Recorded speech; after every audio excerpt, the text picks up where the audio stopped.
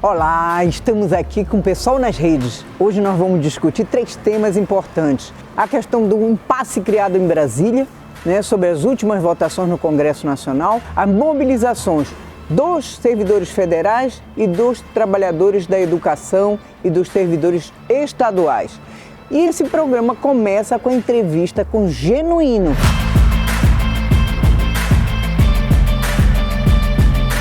Genuíno, é um prazer te ter aqui, obrigada pela tua disponibilidade, tá? Dentro do Congresso Nacional, nós vivemos as últimas 3 semanas um verdadeiro inferno astral. Acham que são dono do mundo e estão dando um golpe parlamentar no governo Lula. Então, é exagero da minha parte falar em golpe ou o que está acontecendo em Brasília é uma tentativa de impedir que o governo governe? Você sabe que a violência política que o neoliberalismo provoca, seja usando a extrema-direita, seja fazendo golpes por dentro da ordem constitucional, seja construindo maiorias conservadoras no parlamento, é o que está acontecendo no governo Lula. Nós tivemos uma experiência muito importante, rica, que foi a derrota da extrema-direita nas eleições de 2022. Nós enfrentamos as tentativas do golpe aberto, como foi 8 de janeiro. Agora, este momento está revelando algumas lições para nós. Primeiro, que a direita é voraz, truculenta, não tem amor pelas liberdades e pelas conquistas democráticas, não aceita a soberania popular das urnas e quer tutelar, quer encabrestar o governo Lula. Com a maioria que ela tem no Congresso Nacional, ela busca criar ferrolhos, ela busca criar armadilhas para que o governo não viabilize o programa que o elegeu. Isso aconteceu já na própria discussão do saneamento, aconteceu na negociação do novo ajuste fiscal, que eu acho que o ministro da Fazenda cedeu demais, e o relator, ligado a essa maioria na Câmara dos Deputados, Cláudio Cajado, piorou o projeto que já era ruim, e nós estamos assistindo nessa semana uma tentativa de chantagem para não votar a reestruturação do governo, através da medida provisória editada dos primeiros dias, das primeiras horas da posse do Lula, e coloca neste contexto a discussão do PL sobre o marco temporal. É um PL extemporâneo, é um PL inconstitucional, porque há uma decisão para ser proferida pelo Supremo Tribunal Federal. Eu espero que o Senado Federal não dê a tramitação que o Lira quer ao projeto do marco temporal. Está se votando a medida provisória com muita chantagem. Portanto, é um modelo especial de golpe por dentro da ordem. Isso coloca para nós uma lição básica. A aliança amplíssima que nós fizemos no primeiro turno, no segundo turno, na transição e na montagem do ministério, está mostrando que não é eficaz, não é suficiente para uma governabilidade transformadora e mudancista. Nós temos que recolocar na pauta, na ordem do dia, uma outra maneira de enfrentar essa tutela, enfrentar essa espécie de golpe branco, de não respeitar o resultado das urnas e interferir em questões essenciais do governo administrativamente. Por exemplo, além de mudar as definições sobre o Ministério, a competência dos povos originários, do meio ambiente, entra em questões como, por exemplo, recolocar a BIM no Gabinete de Segurança Institucional. Interfere em áreas e competências dos ministérios. Portanto, além de uma espécie de parlamentarismo às avessas, é uma espécie de golpe contra a soberania popular, que elegeu um presidente da República, o companheiro Lula, com base nos compromissos, com base num programa de transformação e de reconstrução do país. Eu acho que nós temos que fazer esse enfrentamento. Nas condições da luta de classe, nas condições do modelo neoliberal, nós temos que enfrentar a extrema-direita, mas temos que enfrentar essa direita que aparece que não é tão radical como inominável, mas que promove uma espécie de tutela, com juros altos, com não mexer em privatização. O próprio Lira disse que era o que foi privatizado é cláusula pétrea, e manter, no meu modo de entender, a questão, por exemplo, do teto de gasto, mesmo com a flexibilização, mas manter a essência do teto de gasto, que se baseia na política do superávit primário. Portanto, nós estamos diante de uma certa encruzilhada política e vamos ter que discutir como sair dessa encruzilhada imposta pela classe dominante, pela maioria conservadora na Câmara dos Deputados, e nós só podemos enfrentar isso com a mobilização das ruas, nós só podemos enfrentar isso realinhando a nossa pauta de defesa dos direitos do povo, a pauta do movimento popular, a pauta da população que exige e quer resolver problemas como a vida, o salário, a fome, a miséria, a inflação e o país retomar o crescimento econômico. Portanto, eu acho que nós estamos vivendo um momento crucial e temos que superar, redefinindo uma outra linha política para ter uma governabilidade diferente da que está em exercício. Isso, Genuíno. Eu tenho acompanhado tuas lives e tuas gravações, debates, e tu tem apresentado um modelo de que o governo deveria constituir uma frente dura dentro do Congresso, de esquerda, firme e forte, né, que não foi opção do governo, né, reformas importantes que fossem concessões para a maioria da classe trabalhadora, povo pobre do Brasil. Algumas foram feitas, como Bolsa Família, a permanência do Bolsa Família remodelado, né? Algumas tentar segurar com o freio de mão aí as privatizações, mas muito aquém do desmonte realizado pelo governo Bolsonaro, por exemplo, nos serviços públicos, né, que foi manietado agora por esse ajuste fiscal apresentado por Haddad e piorado pelo Cajado, né, como tu já disseste.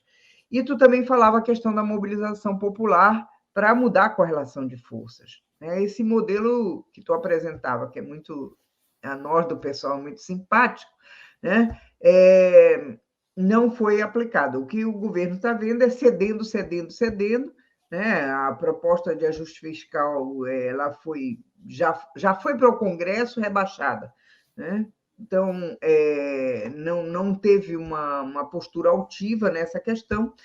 E hoje o Lula está refém da direita, né? E o movimento social refém do Lula. Então, nós estamos num impasse.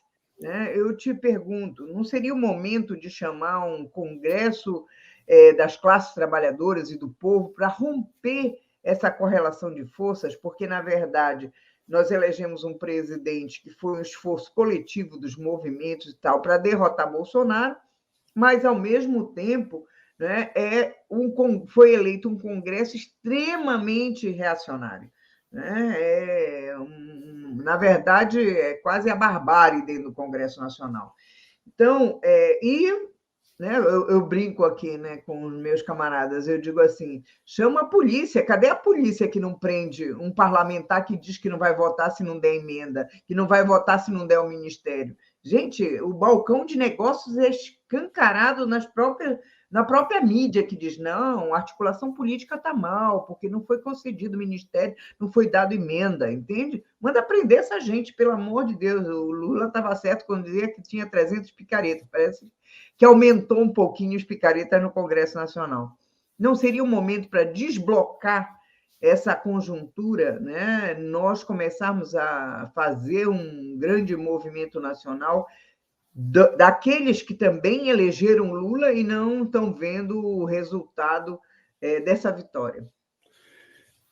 Para desblocar essa governabilidade do status quo, nós temos que primeiro entender que governar nas condições da hegemonia conservadora, do modelo neoliberal e de uma extrema-direita que faz a chantagem, nós temos que entender que a governabilidade é enfrentamento, é polarização, é confrontação democrática.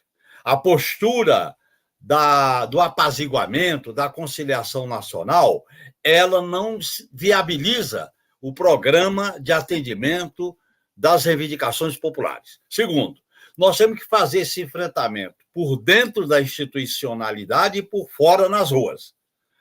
Terceiro, nós temos que entender que esse enfrentamento passa por uma articulação à esquerda, dentro e fora do governo, com uma plataforma claramente questionando o modelo neoliberal, como juros altos, teto de gastos, privatizações e a recuperação do papel do Estado na geração de emprego, na viabilização das políticas sociais, como educação, saúde, assistência social, reforma agrária, melhorar o salário mínimo.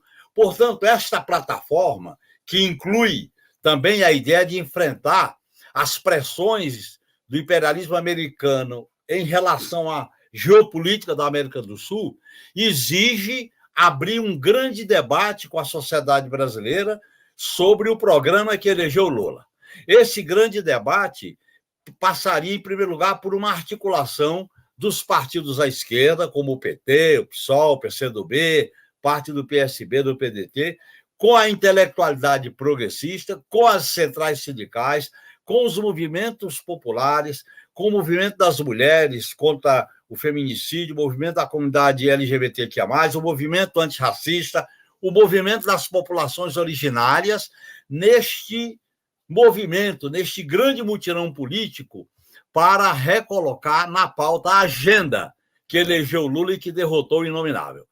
Eu acho que nós podemos começar a fazer esse debate, fazer uma experiência de conferências ao nível municipal, ao nível estadual, fazer conversações com os partidos políticos, com base no critério e no método do consenso progressivo, e podemos chegar a um nível de concertação popular, que não é o Conselhão, nem é o PPA, que é o Plano Plurianual, é uma concertação política para viabilizar essa ideia que você coloca na pergunta, que eu acho interessante. Essa concertação pode se dar de várias maneiras. Quer dizer, nós temos que criar um caminho alternativo a essa governabilidade conservadora do status quo. Veja a experiência que eu defendo e me aproximo do que o Gustavo Petro está fazendo na Colômbia. É uma experiência de chamar a população, debater com a população, mobilização das ruas. A mobilização das ruas, ela vai necessariamente ser precedida por esses movimentos articuladores, seja no plano partidário, seja no plano dos movimentos sociais e populares. Portanto, eu defendo este caminho alternativo para enfrentar a extrema-direita, para enfrentar a velha direita, para enfrentar o modelo neoliberal e construir uma alternativa, porque nós não estamos discutindo, nessa conjuntura, as consequências dessa crise internacional, de uma mudança do mundo multilateral e as pressões dos Estados Unidos. Não é por acaso que, antes da reunião com os presidentes de partidos da América do Sul, o Brasil recebe a visita da comandante dos Estados Unidos, das tropas do Atlântico Sul. Isso não é por acaso. Portanto, eu acho que esse é um caminho interessante que a gente tem que investir nele, refletir, fazer conversações, fazer diálogos em todas as áreas para que a gente possa construir, dar organicidade a uma força social e política. Sim, Genuíno. Por último, aqui, para concluir, já extrapolamos aqui, mas como a realidade exige, vamos continuar nosso debate. Na verdade, seria preparar o Brasil para o que o presidente Lula está fazendo em relação aos países da América Latina, né? Nós sabemos que a questão do lítio e a negociação da Bolívia e Argentina com a China, né, já levou a quarta frota a deixar o navio ali no Rio da Prata, fazendo essa tensão, essa disputa com o imperialismo. Muitos querem dizer que o imperialismo não existe mais, que tem vários imperialismos e tal. Aqui existe um comandante, né, uma força existente, que é o imperialismo norte-americano, que vai tensionar sobre o Brasil, né, vai tensionar os países da América Latina, porque nós sempre fomos o quintal deles. O presidente Lula está preparando a América Latina para uma nova conjuntura, né? Para um novo espaço, tanto de negociações comerciais, mas de mútua ajuda, de outro tipo de relação. Mas o Brasil vai no caminho contrário a essa possibilidade, né, dos acordos tipos que foram feitos com a Argentina agora. Então, é fundamental, né, o papel agora desses movimentos sociais para que nós venhamos a romper, né, esse impasse, essa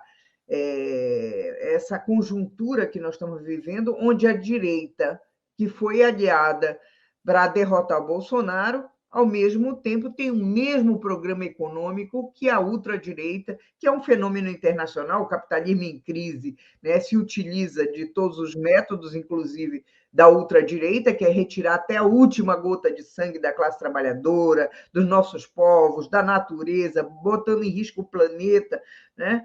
Então, seria isso, né? Preparar o Brasil para uma nova possibilidade, um novo futuro da América Latina distinta, unida, né? Independente das diferenças que vão haver normalmente, mas os povos estão apresentando que não querem esse caminho, né? Na Colômbia, no Chile, aqui na Bolívia.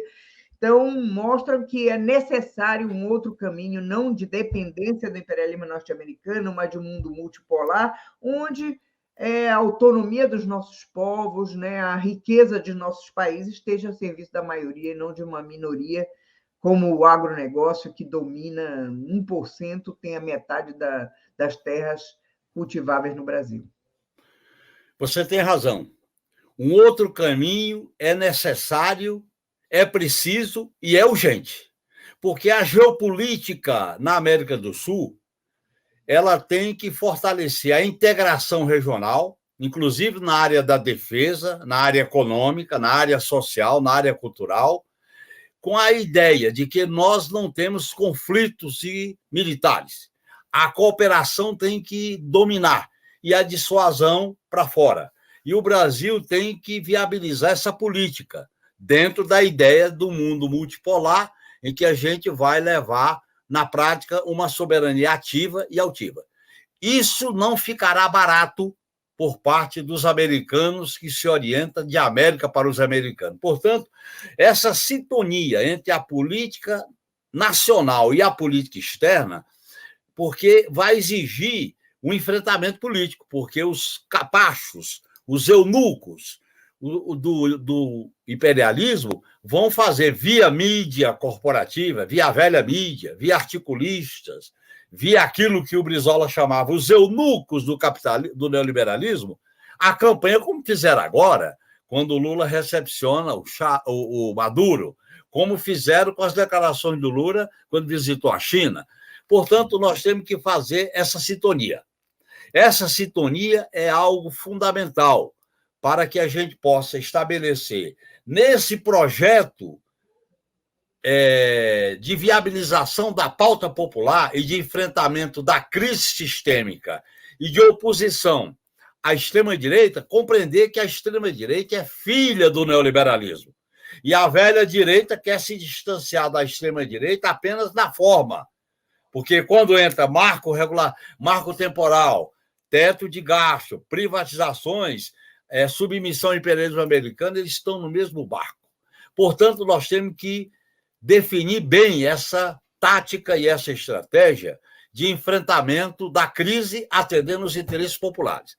Veja o que está acontecendo com a crise na Argentina, o que está acontecendo no Chile, e, mais uma vez, eu quero ressaltar a experiência positiva da Colômbia com o modelo de governabilidade do Gustavo Petro. Esse é o caminho que a gente tem que colocar na agenda.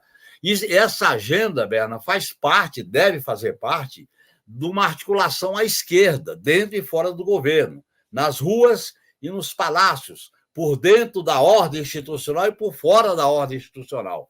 É um caminho diferente da governabilidade que nós exercitamos quando elegemos o Lula em 2002 e assumimos em 2003.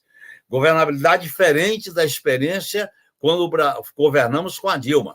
É porque há uma nova situação, há uma nova dimensão da crise e há novas exigências para a esquerda ser uma força protagonista, com sua identidade, com seus sonhos, com as suas observações e crítica, e principalmente com essa maneira nova de se organizar aqui no Brasil, que eu aposto numa frente de esquerda com essas formas de convergência processual. Com certeza, meu camarada. Te agradeço aqui mais uma vez, né, essa oportunidade. Vamos à luta, arregaçar as mangas, chamar o movimento social, construir esse congresso, né, dos trabalhadores, dos nossos povos, né, dos nossos povos indígenas que estão aí à própria sorte nesse marco temporal. Vamos juntar a sociedade brasileira para defender esse Brasil, essa América Latina, porque o futuro é nosso. Agora, a Pessoal na Redes entrevista o futuro presidente do Andes, que toma posse dia 14, uma eleição disputadíssima. Então, parabéns, Gustavo, e obrigada por essa entrevista.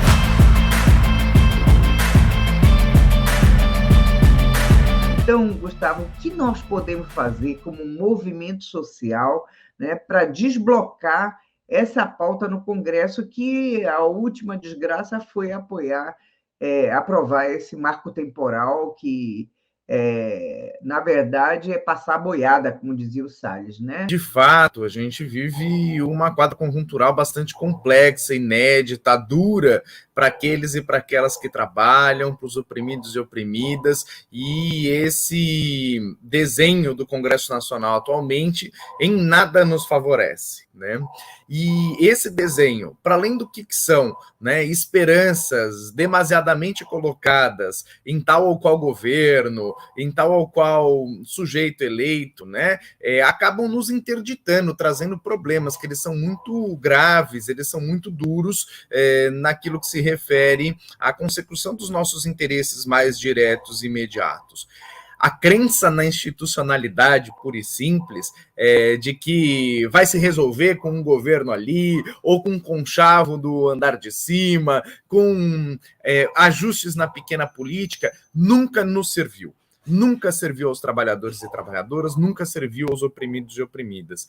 E se de fato, né, vem nesse momento se colocando a construção de uma realidade fática, mas que ela não pode se tornar uma narrativa, né, consolidada, de que o governo está emparedado pelo Congresso Nacional, o governo federal, coitadinho, não está fazendo absolutamente nada, nós precisamos, de fato, poder fazer com que as coisas andem, e agendas que elas não sejam regressivas, agendas que não sejam favoráveis estritamente aos interesses do capital, mas sejam de nosso interesse, possam se implementar a partir de mobilização e luta. É o único modo que a gente tem para poder desemblocar o Congresso Nacional e efetivamente fazer expressar o que é o poder do conjunto das parcelas populares, das parcelas trabalhadoras, dos oprimidos e oprimidas no nosso país. Isso passa pelo movimento sindical, passa pelos movimentos populares, pelo movimento indígena, de quilombolas, na luta por moradia, na luta das mulheres, negras e negros, LGBTs, todos os movimentos sociais articulados em luta, com condições de pressão, são as únicas formas que a gente tem para poder enfrentar essa institucionalidade que ela é podre.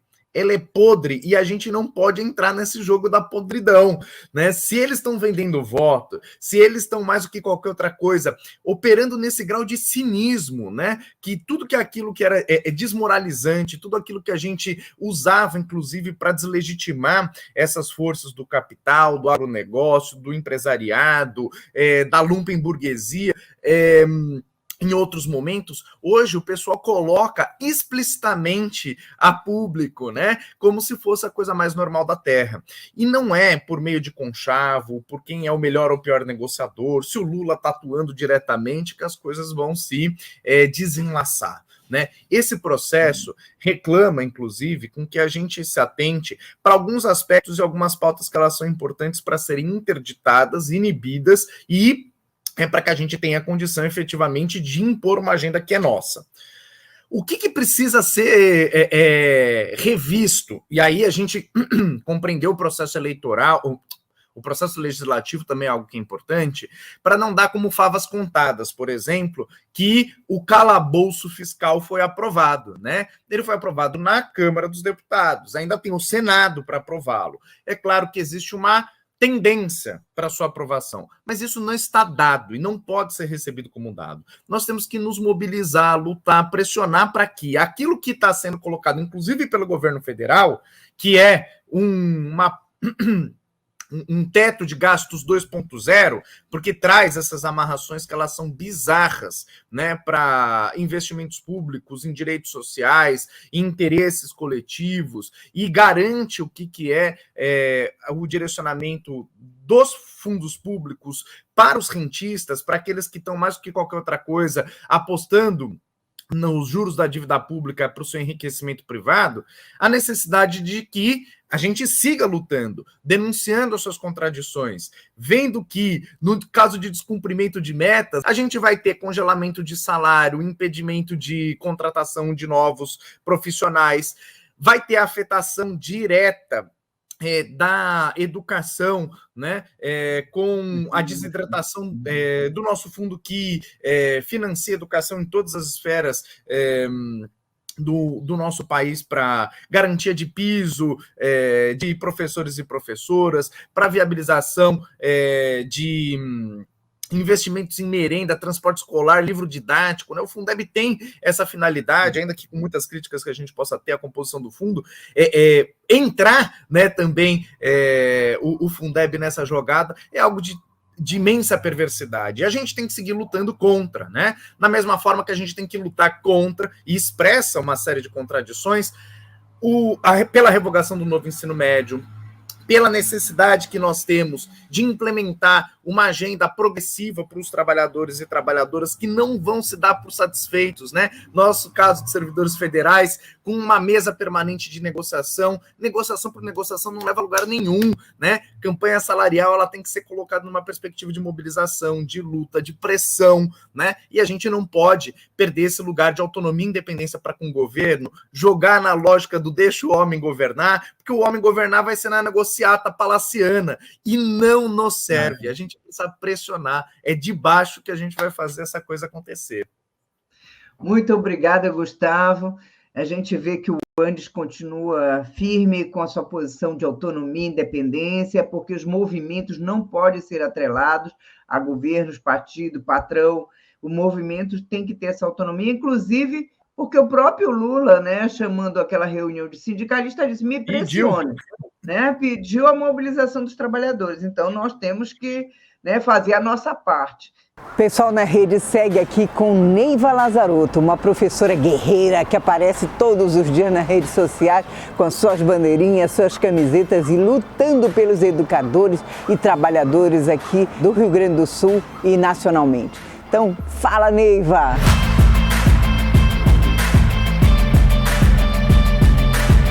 Olá, pessoal na rede está aqui no Café da Cris, Consulado do Café, aqui em Porto Alegre, com uma professora, amiga, guerreira. Então, hoje eu estou aqui com a Neiva porque ela chegou de um congresso fantástico, né, o Congresso do CEPERS, né, foi na cidade de Bento Gonçalves.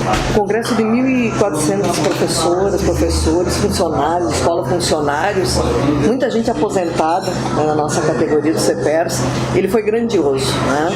E fortaleceu, acho que essa vanguarda do CEPERS para as lutas locais, mas também para os desafios da luta nacional. Os temas que predominaram nos nossos debates foram o arcabouço fiscal, né? Embora tenha gente que estava mais na linha somente de excluir o Fundeb e a tentativa de retirar a constitucionalidade da educação e da saúde lá do arcabouço, mas, por exemplo, nós, o Fortalecer o PSOL, a Intersindical e vários outros agrupamentos defendemos a posição contra todo o arcabouço fiscal por entender que ele é prejudicial à classe trabalhadora e ao serviço público. Então, esse foi um dos grandes temas. Um tema que foi unanimidade, é a revogação do novo ensino médio, que é uma luta nacional. Unanimidade, reafirmado, já foi decisão da CNTE, vários fóruns. Qual o problema dessa luta? E que não vem tendo muita consequência, não vem tendo muita mobilização. Nós vemos movimentos importantes ocorrendo, né? Formação de comitês, o primeiro foi do Paraná, nós nos inspiramos no Paraná, criamos no Rio Grande do Sul, temos notícia de uns 8 ou 9 estados, teve 2 mobilizações dos estudantes, segue muito temos um debate através de lives, webinários, o próprio MEC está ouvindo entidades, o Fórum Nacional da Educação, presidido pelo próprio presidente da CNTE, o Heleno Araújo, que esteve presente no nosso congresso. No entanto, eu estava te dizendo antes, falta ação, falta o movimento ir para a rua. Tem uma das coisas que eu acho que o MEC está sendo desmoralizado, fez uma consulta pública e não passou de 6 mil respostas ainda. Nós não temos confiança, eu disse, nós não temos confiança, porque no MEC também estão os movimentos, as instituições do Todos pela Educação, né? A Fundação Lema, a Fundação Itaú, Bradesco, lotearam o MEC, né? Nesse governo de frente amplíssima. Então, é uma luta em curso ainda e, felizmente, nós propusemos lá que o CEPERS abraçasse o apoio ao PL apresentado, né, pela bancada do PSOL, que significa uma revogação do novo ensino médio pela substituição da legislação, ali a alteração dos artigos da LDB. Então, esse é um debate que segue, não termina com a conclusão da consulta pública que fecha agora no dia 6, vai seguir esse debate, né? Eu vejo muitas universidades envolvidas e os comitês estaduais, né? Nós estamos logo por fazer uma nova plenária dos comitês nacionais, né, dos estados, uma plenária nacional. E outro tema que ele unifica todos nós aqui, e esse acho que foi o CEPER saiu bem armado para isso, é a luta para impedir que o governo Leite acabe com o nosso IP Saúde. O IP Saúde é um plano de saúde dos servidores do estado do Rio Grande do Sul, criado desde sempre, né, desde sempre.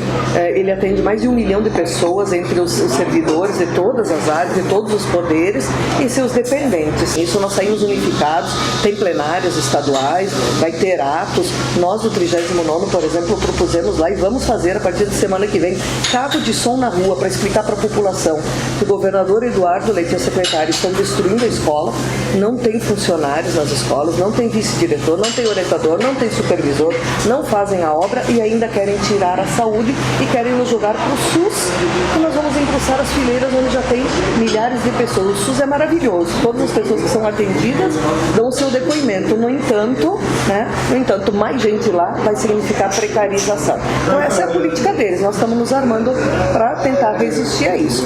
E das lutas da educação a gente vê também, se inspira, né, nas lutas que ocorreram recentemente. A greve dos professores do Distrito Federal, vitoriosa, pode não ter 100% de ganhos, mas pelos relatos, por exemplo, da Patrícia que nos passou, pelo menos 80% são conquistas. O Rio de Janeiro está em greve, aqui em Guaíba os professores fizeram greve há um mês atrás. Então é uma luta da educação para fazer valer a lei do piso salarial e não perder outros direitos que os governos vêm numa investida muito forte.